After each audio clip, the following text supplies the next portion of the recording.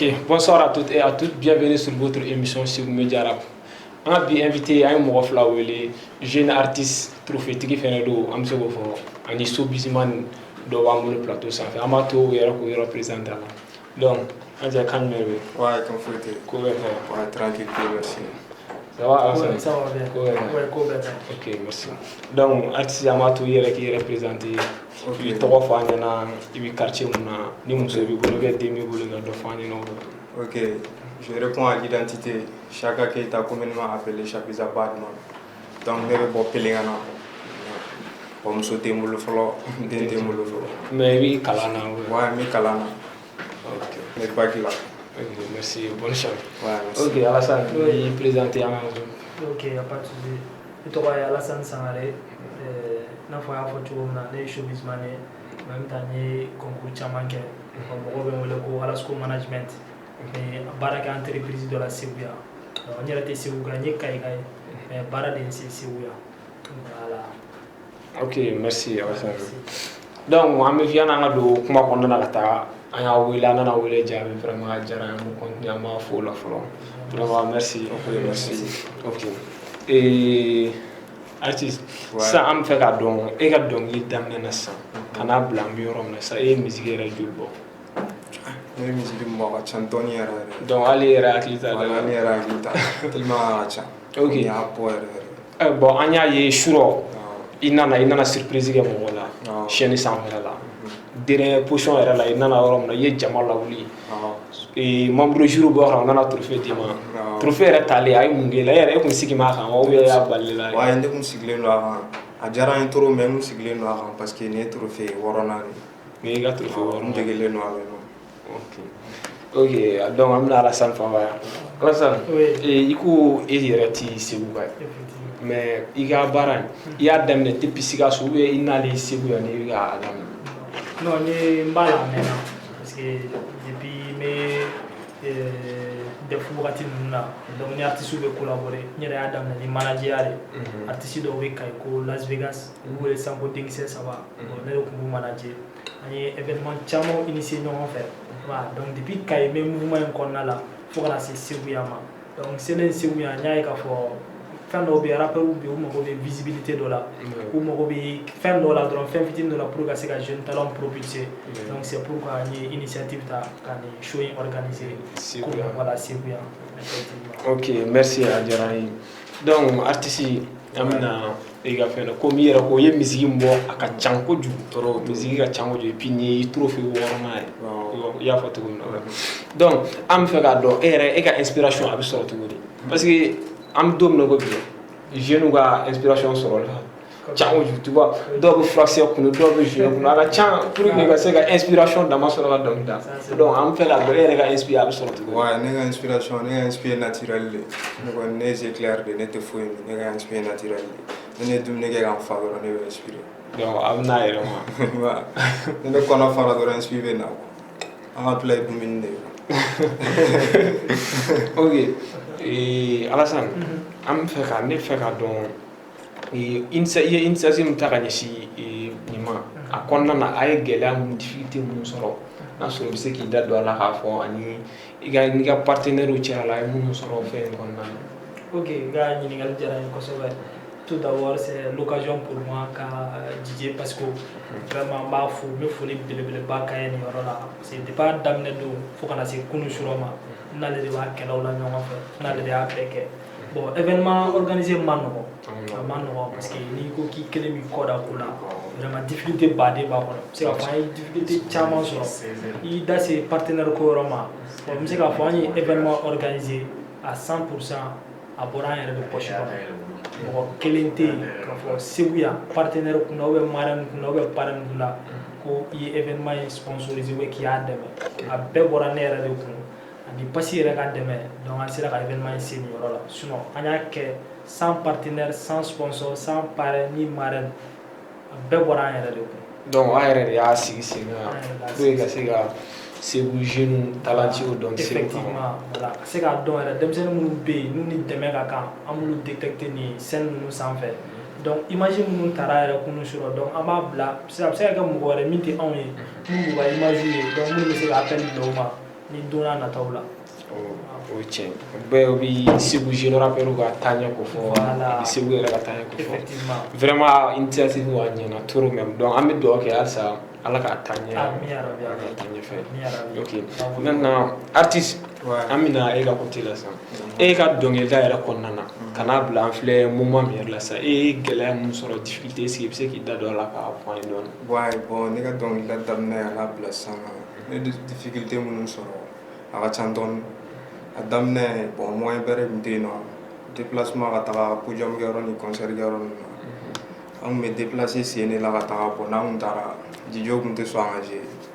waati dɔw la an b'u deli u tɛ sɔn an ka jouer difficulté tun b'a la et puis jo tun t'an bolo minnu tun b'an dɛmɛ an tun bɛ wari fara fara ɲɔgɔn kan ka taga son bɔ mais sisan wa sisan Dieu merci sisan jo sɔrɔla alhamdulillah mais an bɛ escorter ka taga podium kɛyɔrɔ ok mais i ka dɔnkilida i ni parents cɛla la i ma difficulté sɔrɔ bon a daminɛ sɔnni tun b'a faamu n ye difficulté dɔɔni sɔrɔ mais n commencé ka jɛ ladon tilala ka faamuya k'a fɔ ani kalan tɛ ɲɔgɔn cɛ voilà a tɛ ɲɔgɔn cɛ ok i b'a fɔ i da sera kuma min ma sisan artiste caman nana yan nɔ an b'o wele o ni problème kelen de b'o da la u b'o plaint ni showbizman ka fanfɛla ani DJ fanfɛla komi showbizman dɔ b'an bolo yan showbizman an bɛ k'a ye rappeur caman de bɛ na k'a ka gɛlɛya b'o da la chaîne sanfɛ a b'o lamisɛnya et puis n'o taara o tɛ se ka jouer donc a bɛ se ka dɔ fɔ ɲɛna pour que u bɛ se ka faamuyali sɔrɔ cogo min na sinon rappeur bɛɛ bɛ k'a plaint ni showbizman Segu yɛrɛ kɔni rappeur bɛɛ bɛ k'o plaint effectivement i ka ɲininkali diyara n ye kosɛbɛ bon vraiment a ma nɔgɔn parce que i b'a dɔn événement organisé filɛ nin ye rappeur tɛ mun faamuya surtout jeunes minnu bɛ dugu yɛrɛ la par exemple ne ye showbizman ne ka artiste ta ka bɔ Bamakɔ ka na bon i b'a dɔn wagati dɔ de bɛ yen vide dɔ bɛ yen par exemple sisan ni wagati dɔrɔn de b'i bolo a bɛ se ka 1 heure de temps ye i ka artiste la pressé bon i b'a sɔrɔ artiste minnu bɛ na k'i b'u la pressé i b'a sɔrɔ artiste 20 artiste 30 donc c'est pas facile k'a fɔ o temps nin kɔnɔ k'i ka se k'a bɛɛ la jouer donc n'i ye mɔgɔ damadɔni fana ta o temps kɔnɔ u b'a fɔ cɛ nin kantigi ye wari d'i ma ou bien nin de ka surun i bɛ sigi nin ka gɛrɛ na ka baro kɛ donc olu t'o faamuya o y'a yɔrɔ fɔlɔ ye a yɔrɔ filanan ye min ye a ka d'an ye ka artiste bɛɛ la jouer mais u bɛ se ka jouer cogo di je pense que ni initiative yɛrɛ n'o hip hop challenge a nana o de kama pour que artiste minnu bɛ yen n'u tɛ temps sɔrɔ ka jouer scène sanfɛ bon nin na ni participer nin concours in na i bɛ temps sɔrɔ k'i exprimer k'i ka talent exprimer showbizman wɛrɛ minnu bɛ yen n'u bɛna concert organiser n'u y'a dɔn k'a fɔ tiɲɛ yɛrɛ la talent bɛ nin na u b'i ta pour que i ka se ka jouer donc an bɛ mun fɔ rappeurs ye dɔrɔn locaux ye minnu bɛ dugu kɔnɔ misali n bɛ par exemple ta Segu kan c'est pas que an b'u contre la non o tɛ showbizman fana bɛ balo a ka concert organiser de la ni événement de la donc n'a fɔra ko a kana kɛ cogo dɔ la e ye wari min bɔ i b'a dɔn événement yɛrɛ filɛ million de don wari fitinin tɛ don a la donc n'a fɔra k'i ye événement organiser k'a ka tila ka taa tiɲɛ i bolo cogo façon dɔ la a ma nɔgɔn quoi donc toujours e fana b'i ka côté de défend donc olu fana b'u ta in défend a bɛna kɛ sama-samali ye mais an y'u ka kumaw mɛn ni Ala sɔnna ma initiative bɛna caya a tɛna dan ninnu ma an bɛna ko camanw nati quoi pour que u ka se k'u exprimer ni gɛlɛya ninnu ka bɔ yen. ok merci donc Alassane n bɛna fɔlɔ n bɛna retour la parce que halisa an ka lafiya rappeur ka côté fanfɛla donc artiste sisan an bɛ fɛ i ka freestyle fitinin dɔ fili avant que an ka continuer ni émission ye. ok problème t'a la freestyle fɔ sugu jumɛn de ka d'o ye parce que ne bɛ s'a bɛɛ la ne tɛ terrain bon e yɛrɛ b'a jateminɛ mun b'i ka fɔniw la jɔ dɔrɔn i dɔn don ma lamɛn. a ko Batman nana ka imposer ne de bɛ k'u ka pera ja halisa Ala ka sira ja halisa ne ka sira ka jan ka wa kɛ candidat i b'o dɔn o bɛɛ la trône ko la i b'a fɔ k'i ye candidat ne tɛ mɔn hali i tɛ sigi n côté la parce que niveau t'i la wa i bougelen ba u ka son bɛɛ contour tan sisan ni n ye n ka jow dɔn n ye vrɛw dɔn waati minnu tɛ ka son bɔ kana jɔrɔ negezi ne tɛ ni son fɔ ka ni funi n'a fɔ fɔn ne bɛ dɔnkili da su fɛ sɔni ne ka n da awɛ ne ka inspiré nanana